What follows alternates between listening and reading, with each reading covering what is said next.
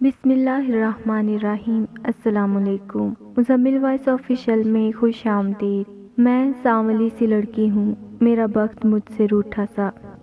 عورت ہونا اور تھوڑا سا سانولا ہونا ایک ایسا قہر ہے جس کا کوئی علاج نہیں۔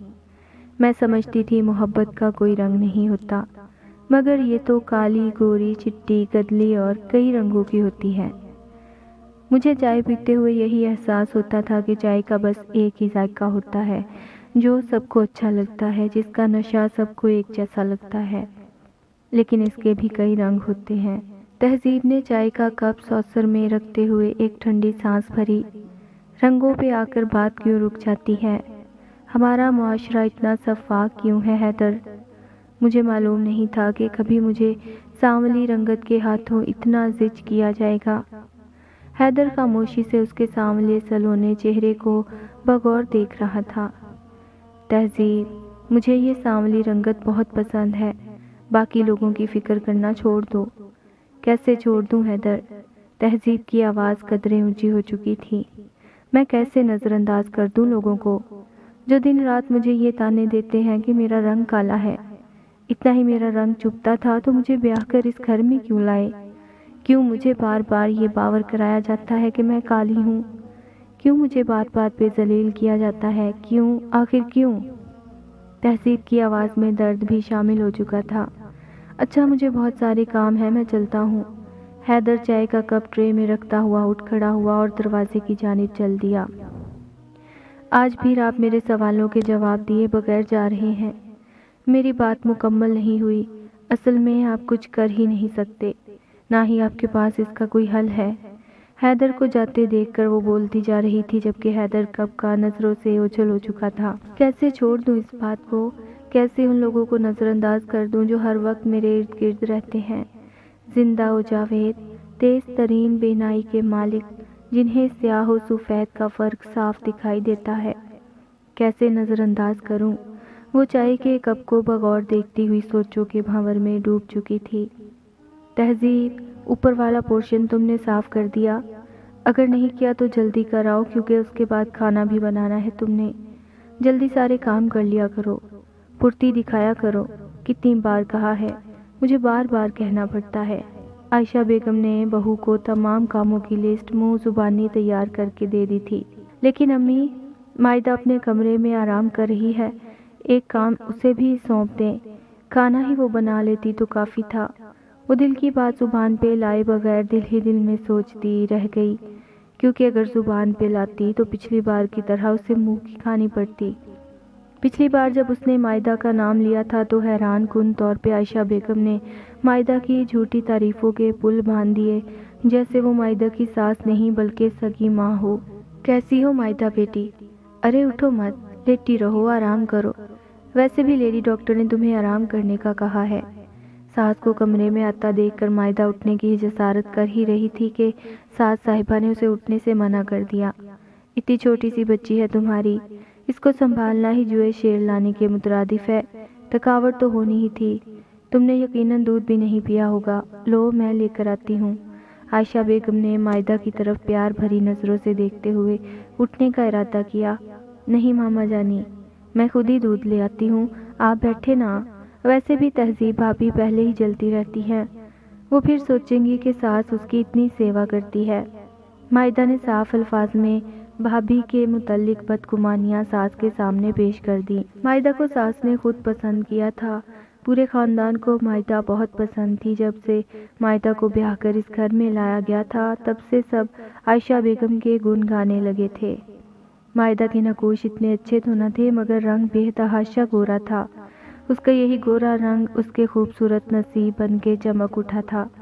شوہر کی بے پناہ لاڈلی اور ساس سسر کی شہزادی قرار پائی تھی۔ گورے رنگ کی وجہ سے وہ تخت پہ بٹھا دی گئی، اسے تمام امور سلطنت تھما دیے گئے۔ وہ ملکہ عالیہ قرار پائی اور سانولی رنگت والی شہزادی کو گھر کے کسی کونے میں رہنے کے لیے جگہ دے دی گئی تھی، جہاں اسے تمام نوکروں والے کام کاج کی لسٹ تھما دی جاتی تھی۔ ساس صاحبہ مائدہ کو بیڈ سے نیچے بھی نہ اترنے دیتی تھیں۔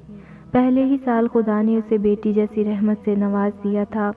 اب مائدہ اور اس کی بیٹی کے ناز نخرے ہر کوئی جی بھر کے اٹھاتا تھا۔ وجہ اس کا گورا رنگ تھا۔ یہ گھرانہ پچھلے 8 سال سے تہذیب کو اپنے سامنے چلتا پھرتا اور کام کاج کرتے دیکھتا رہا تھا۔ اب 8 سالوں کے بعد ایک خوبصورت دل نشین گوری چٹی اور حسین بہو مائدہ کی شکل میں ملی تو اس کے ناز نخرے اٹھانا ان کو اپنا اولین فریضہ لگتا تھا۔ وہ اتنی نازک تھی کہ کوئی بھی ہلکا سا کام کر لیتی تو بیمار پڑ جاتی، جبکہ تہذیب تو مائدہ سے بھی زیادہ نازوں پلی تھی، مگر اس کا قصور یہ تھا کہ وہ سانولی تھی۔ خدا نے اسے خوبصورتی کے ساتھ نازک دل بھی دیا تھا، لیکن رنگ سانولا دیا، جو اس کا سب سے بڑا گناہ بن گیا تھا۔ مجھے ماں کہا کرتی تھی، تم تو بہت پیاری ہو۔ کبھی ماں نے مجھ سے یہ ظاہر ہی نہیں ہونے دیا کہ میں سانولی لڑکی ہوں، مجھے دنیا قبول نہیں کرے گی۔ کالج میں دوستیں کہا کرتی تھیں، تمہارے چہرے میں بلا کی کشش ہے۔ کبھی کسی دوست نے یہ کہا ہی نہیں تھا کہ کالا رنگ بھی بھلا دل نشین ہو سکتا ہے۔ ہمیشہ میری بیسٹی یہی کہتی کہ تہذیب سانولے رنگ میں بڑی کشش ہوتی ہے اور جو بھی تمہیں دیکھتا ہے ایک بار ڈوب سا جاتا ہے۔ شادی کے بعد محسوس ہوا کہ وہ جھوٹ بولتی تھی۔ اس نے کبھی مجھے باور ہی نہیں کروایا کہ میں سانولی رنگت والی لڑکی بھلا کب کسی کو بھا سکتی ہوں۔ پچھلی ساری زندگی میں نے خوش فہمیوں میں ہی گزار دی۔ کبھی کسی نے مجھے محسوس ہی نہ ہونے دیا تھا کہ میری رنگت اس معاشرے کے لیے قابل قبول نہیں ہے۔ مجھے تو معلوم ہی نہ تھا کہ شادی کے بعد مجھے یہ سب باتیں بار بار سنائی جائیں گی۔ مجھے اچھی طرح بتایا جائے گا کہ میرا رنگ سانولا ہے۔ سفید رنگ کو پوجنے والی یہ سفید پوش دنیا کالے رنگ کو کب اہمیت دیتی ہے۔ تم نے نمک تیز کر دیا۔ تم نے پچھلی بار بھی کھانے میں نمک تیز کر دیا تھا۔ تمہارا دھیان کھانا پکانے کی طرف نہیں ہوتا تہذیب۔ عائشہ بیگم نے نہایت شائستگی سے تہذیب کو اس کی غلطی پہ ڈانٹ دیا تھا۔ سوری امی، آئندہ ایسا نہیں ہوگا۔ اچانک خیالوں سے نکل کر اس نے ساس سے معافی مانگی۔ سوری، تھوڑا بہت کام ایسے کرتی ہے جیسے احسان کر رہی ہے۔ بڑبڑاتی ہوئی عائشہ بیگم کچن سے باہر نکل گئیں۔ اوہو، تم کیوں کپڑے دھونے لگی؟ کام والی کس لیے لگوائی ہے؟ اسے کیوں نہیں کہا تم نے؟ عائشہ بیگم مائدہ کو کپڑے دھوتے دیکھ کر سٹپٹا اٹھی۔ میری بچی، دھوپ میں تمہارا سفید رنگ مان پھٹ سکتا ہے۔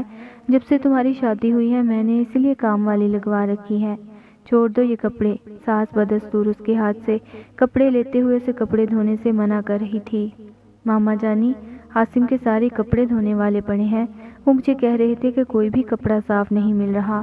کام والی نے تو کل آنا ہے، میں کل تک ویٹ نہیں کر سکتی۔ مائدہ نے ناز و ادا سے ساس کو جواب دیا۔ جس طرح گھر کے سب لوگ اس کے ناز نخرے اٹھاتے تھے، اسی طرح وہ خود بھی ناز نخرے اٹھواتی تھی۔ سفید رنگ کی نازک شہزادی ہر بات کا جواب پھولوں میں پرو کر شائستگی اور اداؤں سے دیتی تھی۔ اچھا تو پھر ایسا کرتے ہیں، میں تمہارے ساتھ دھلواتی ہوں۔ تم کیسے اتنے سارے کپڑے دھو گی؟ عائشہ بیگم بھی اس کے ساتھ کپڑے دھونے لگی، جس کا مائدہ کو بالکل بھی اعتراض نہیں تھا۔ تہذیب دور کھڑی یہ سارا نظارہ دیکھ رہی تھی۔ وہ دمبا خود رہ گئی۔ عائشہ بیگم اس عمر میں اپنی لاڈلی بہو کے ساتھ کپڑے دھونے لگی تھیں، جبکہ تہذیب نے تو ہمیشہ پورے گھر کے کپڑے اکیلے دھوئے تھے۔ کبھی کسی کام والی کا ذکر نہیں ہوا تھا، نہ کسی نے آ کر کبھی مدد کی تھی، اور عائشہ بیگم نے تو کبھی اس کی مدد کرنے کی خاطر کسی کام کو ہاتھ تک نہ لگایا تھا۔ آج وہ مائدہ کے ساتھ ہر کام میں ہاتھ بٹاتی تھیں۔ اول تو اسے کوئی کام کرنے ہی نہ دیا جاتا۔ اگر وہ کسی کام کو ہاتھ لگا ہی لیتی تو عائشہ بیگم آگے بڑھ کر خود اس کا کام کر دیتی۔ بھیگی پلکوں کے نیچے آنکھوں کی پتلیاں دھندلا کر ماضی میں کہیں چلی گئیں۔ مائدہ تو صرف اپنے شوہر کے کپڑے دھونے لگی ہے، میں تو پورے گھر کے کپڑے بغیر کسی خیل و خجت کے دھوتی رہی ہوں۔ پچھلے 8 سال میں نے ہر کام اکیلے کیا ہے۔ کپڑے دھوتے ہوئے کبھی ساس صاحبہ میرے پاس بھی نہیں آئی تھیں، بلکہ سارے کمروں سے ڈھونڈ ڈھونڈ کر سب کے گندے کپڑے لا کر میرے پاس رکھ جاتی تھیں۔ کبھی کام والی بھی نہیں رکھی تھی، میں خود سارا کام کرتی تھی۔ مائدہ تو کتنی خوش بخت ہے اور میں ٹھہری کم بخت۔ میرا رنگ میرے آڑے آ گیا۔ کیا سانولی رنگت نفرت کرنا سکھاتی ہے؟ کیا محبت ہمیں گورے رنگ سے ہی کرنی چاہیے؟ ہمارا معاشرہ سانولے لوگوں کو اچھوت سمجھتا ہے کیا؟ یہ بے انصافی میرے ساتھ ہی کیوں؟ کیا مجھے بھی محبتیں پانے کا حق حاصل نہیں ہے؟ میری قسمت میں کسی کی ذرا بھی ہمدردی نہیں ہے؟ میرے حصے میں سسرال میں کسی بڑے کا پیار نہیں ہے کیا؟ یہ سب مائدہ کے حصے میں ہی کیوں ہے؟ وہ خود سے باتیں کرتی ہوئی چائے بنا رہی تھی۔ میرے 3 بچے ہوئے کبھی کسی نے نہیں کہا کہ آرام کر لو، بچہ ہمیں پکڑا کر خود سو لو۔ میں بچے بھی سنبھالتی اور گھر بھی سنبھالتی رہی۔ مائدہ تو کتنی خوش نصیب ہے، تیرا سفید گورا رنگ تیرے لیے خوش نصیبی کا باعث ہے۔ تجھے تیری ساس نہ تو دھوپ میں کھڑا ہونے دیتی ہے، نہ تجھے چولہے کے سامنے زیادہ دیر تک کھڑا ہونے دیتی ہے، نہ ہی تجھ پہ زیادہ بوجھ ڈالتی ہے۔ تیری اکلوتی بچی کو اٹھا کے رکھتی ہے تاکہ تم نیند پوری کر لو۔ میں نے تو کبھی نیندیں بھی پوری نہیں کی تھی، میری نیندوں کا خیال ہی کبھی کسی کو نہیں آیا۔ کیا مجھے سکون کی نیند لینے کا حق حاصل نہیں؟ مولا، واہ رے مائدہ، تم سے کتنی محبت کرتا ہے سارا گھرانہ۔ یہ سوچتی ہوئی تہذیب اپنے ہاتھ میں چائے کا کپ لیے کمرے کی طرف چل دی، آنکھیں صاف کی اور شام کے کھانے کا مینیو تیار کرنے لگی۔ اسے پتا تھا کہ شام کا کھانا ساس صاحبہ اسی سے بنوانے والی ہیں۔ مائدہ کو زیادہ کام کروایا تو اس کا رنگ ماننا پڑنے لگے۔ کوئی کام ڈھنگ سے نہیں کرتی، اس کا تو دل ہی نہیں چاہتا کسی کام کو ہاتھ لگائے۔ کوئی کام بولو تو موت پڑ جاتی ہے مہارانی کو، ایسے اکڑ دکھاتی ہے جیسے کوہکاف کی شہزادی ہے۔ عائشہ خاتون اپنی حسین و جمیل بہو کے کمرے میں بیٹھی تہذیب کی غیبتوں میں مصروف تھیں، جبکہ ان کو اس بات کا علم نہیں تھا کہ اس کمرے کے ساتھ جو کچن ہے وہاں تہذیب سبزی کاٹتے ہوئے سب کچھ سن رہی ہے۔ جی ماما جان، میں نے بھی دیکھا تھا، صبح فون پہ بڑی ہنس ہنس کے باتیں کر رہی تھی۔ مائدہ نے ساس کی ہاں میں ہاں ملاتے ہوئے عائشہ بیگم کو تہذیب کے متعلق مزید بہکایا۔ مائدہ پہلے بھی تہذیب کی چغلیاں بھرپور انداز سے کرتی تھی، لیکن آج تو تہذیب نے اپنے کانوں سے سن لیا تھا۔ یہ وہ مائدہ تھی جو ان سب کی نظر میں نہایت حسین و جمیل تھی، جبکہ اس کا صرف رنگ ہی گورا تھا۔ یہ حسن پری بھی چغلیاں اور غیبتیں کرنا پورے جوش و خروش سے جانتی تھی۔ تہذیب کو یہ سب سن کر ایسا دھچکا لگا کہ اس کا سر چکرا گیا، ہاتھ سے چاقو نیچے گرا اور دوسرے ہاتھ سے ساری سبزی بکھر گئی۔ مائدہ سے تو مجھے یہ امید نہ تھی، وہ تو پڑھی لکھی لڑکی ہے، میں سمجھ رہی تھی شاید یہ لڑکی میرا دکھ سمجھے گی، مگر یہ تو انہی میں شامل ہو گئی۔ جتنی محبت اور عزت مائدہ کو سسرال سے ملی تھی، اس نے تو سسرال کا ہی دم بھرنا تھا۔ بھلا ایک سانولی اور تنہا بھابھی کا ساتھ وہ کیوں کر دیتی؟ ایسی بھابھی جس کو سب نیچ سمجھتے تھے، جس سے کبھی کسی نے محبت ظاہر نہ کی تھی، نہ اسے کوئی اچھا سمجھتا تھا، ایسی عورت کا ساتھ مائدہ کیوں کر دیتی؟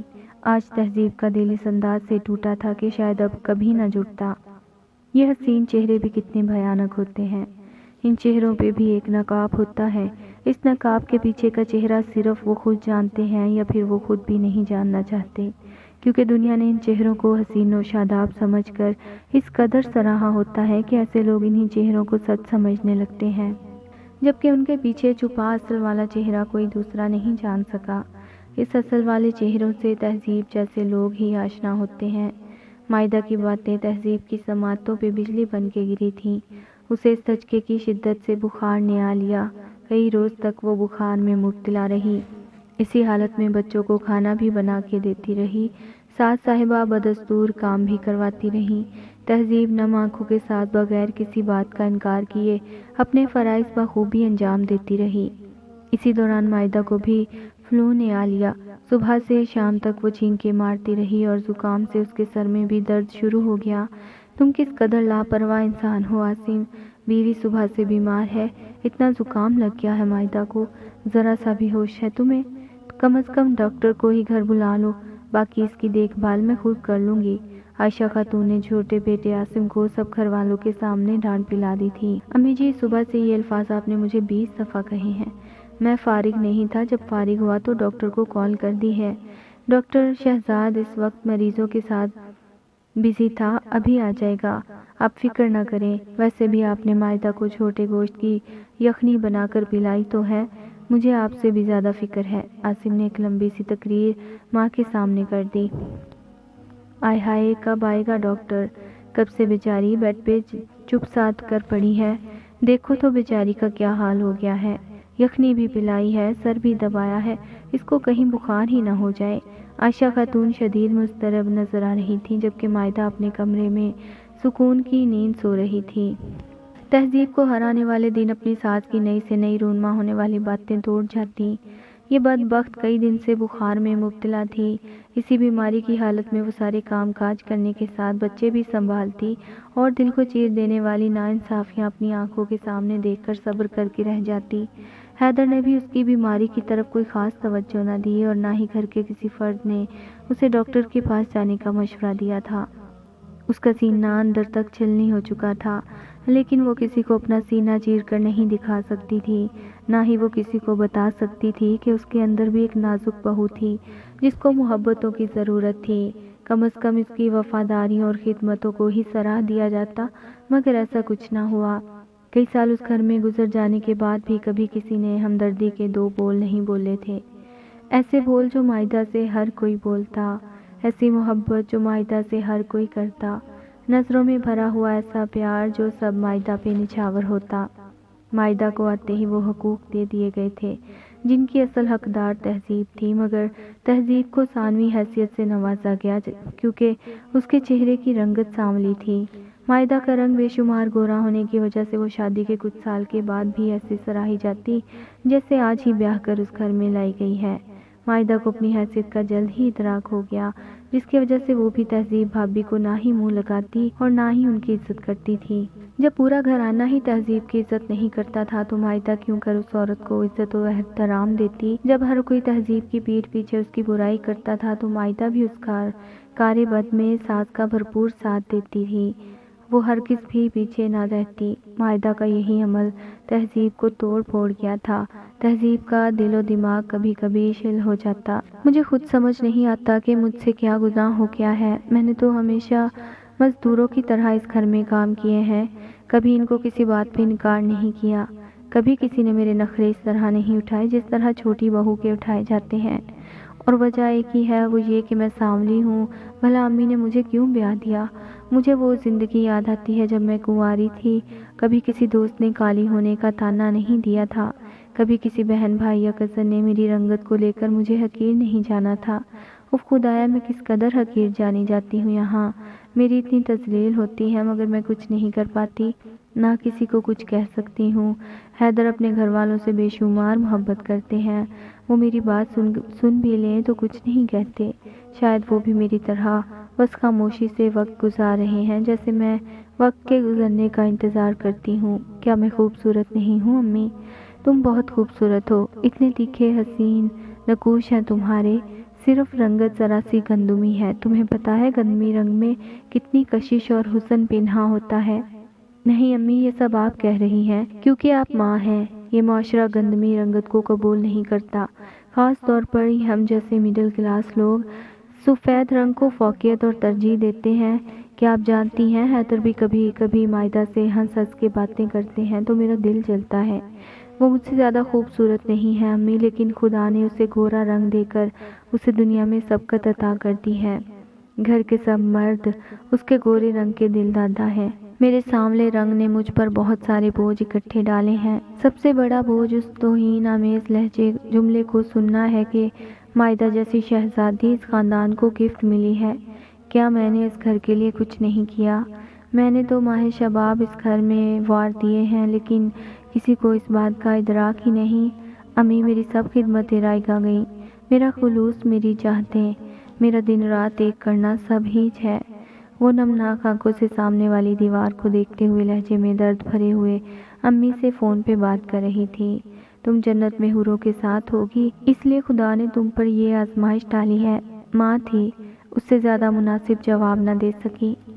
سنو، وہ حسین و جمیل لڑکی آنکھوں میں کئی خواب لیے پھرتی تھی اجاڑ جنگل میں، کچھ لمحوں نے اسے توڑا تھا، سینہ اس کا چھلنی تھا، وجود اس کا بکھرا ہوا تھا، وہ روپ کی شہزادی اپنے رنگ سے مات کھا گئی تھی، اس کی رنگت سانولی سی اس کے آڑے آ گئی تھی، اس کو زمانہ دھتکار چکا تھا، رنگ بدبخت کا سلونا تھا۔